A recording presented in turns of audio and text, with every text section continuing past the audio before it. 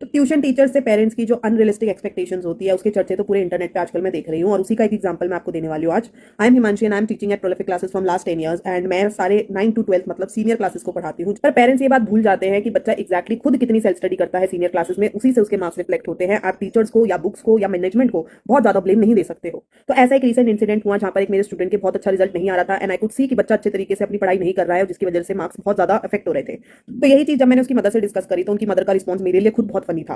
अब वो कहती हैं कि अगर बच्चे को क्वेश्चन लर्न नहीं है तो क्यों लर्न नहीं है, आपने लर्न क्यों नहीं कराया। अगर बच्चे का एक सर्टेन क्वेश्चन है, अगर बच्चा कह रहा है कि मुझे वो नहीं आता था उस पेपर के अंदर, तो उस बच्चे को क्यों नहीं आता था, आपने क्यों नहीं पढ़ाया। एंड मैं यहाँ पर सुनकर इस बात पर हंसने ही लग गई कि यार आप कैसी बात कर रहे हो। हम सीनियर स्टूडेंट्स को पढ़ा रहे हैं, कोई छोटी क्लासेस तो है नहीं कि टीचर ने 4 पेजेस को फोल्ड कर दे दिया कि इसी में से क्वेश्चन पेपर बनेगा, इसी को आप रट लीजिए, इसी को बच्चे को रिपीट कराते रहिए और इसी से पेपर आपका क्लियर हो जाएगा। हम यहाँ पर फिजिक्स केमिस्ट्री बायो जैसे सब्जेक्ट की बात कर रहे हैं जहाँ पर क्वेश्चन ट्विस्ट होते हैं। हम बच्चों को कॉन्सेप्ट पढ़ाते हैं, हम बच्चों को वाइड वैरायटी ऑफ क्वेश्चन से वेरीफाई करवाते हैं, उनको एक्सपोजर देते हैं कि क्वेश्चन को इस तरीके से भी पूछा जा सकता है। पर इसका मतलब ये गारंटेडली कहीं नहीं है कि अगर हमने 1000 क्वेश्चन भी कराए हैं एक टॉपिक को लेकर तो उसी 1000 क्वेश्चन में से आपके क्वेश्चन पेपर बनेंगे। There can be something else also जो कि पूछा जा सकता है, उसको ट्विस्ट किया जा सकता है, किसी और तरीके से प्रेजेंट किया जा सकता है। और रही बात लर्निंग की, तो यार ये काम टीचर का तो बिल्कुल भी नहीं है कि 9, 10, 11, 12 के बच्चों को बिठा बिठा के लर्निंग भी करवाएं क्वेश्चंस की कि उसके अंदर क्या आंसर लिखना है, या फिर उसकी रीचेकिंग करे, बच्चे से लिखवा लिखवा कर देखे या ओरल टेस्ट ले।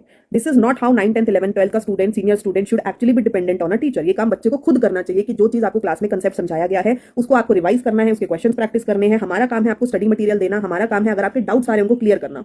आप घर पर बैठकर वो चीज लर्न कर भी रहे हो कि नहीं कर रहे हो, वो टीचर का काम नहीं है। And even if in the worst case अगर आपको लग रहा है बच्चा उस तरीके से मैनेज नहीं कर पा रहा है, तो पेरेंट्स शुड इन्वॉल्व। पेरेंट्स उस चीज को बैठ कर देखे कि बच्चा अपनी सेल्फ स्टडी का टाइम निकाल रहा है ठीक से कि नहीं निकाल रहा है, उसने जो क्वेश्चंस करे हैं वो ठीक करे कि नहीं करे। अगर आपको लगता है कि बच्चे को जरूरत है तो पेरेंट्स को भी उस चीज के अंदर इंटरफेयर करना चाहिए। तो मेरा तो रिप्लाई उनकी मदर को बहुत सिंपल सा था कि मैम अगर आप कहते हो तो मैं एग्जाम भी दे आती हूँ बच्चे का, बच्चे को इतनी भी मेहनत क्यों करवा रहे हो, है ना। और यही चीज उन्होंने शायद समझी भी और अपनी रिस्पॉन्सिबिलिटी भी मानी कि ठीक है मैम, मैं भी इसका ध्यान रखूंगी कि ये कितना काम करता है, कितनी लर्निंग करता है और इसका सिलेबस कितना ज्यादा सेल्फ स्टडी के टर्म्स में कंप्लीट है।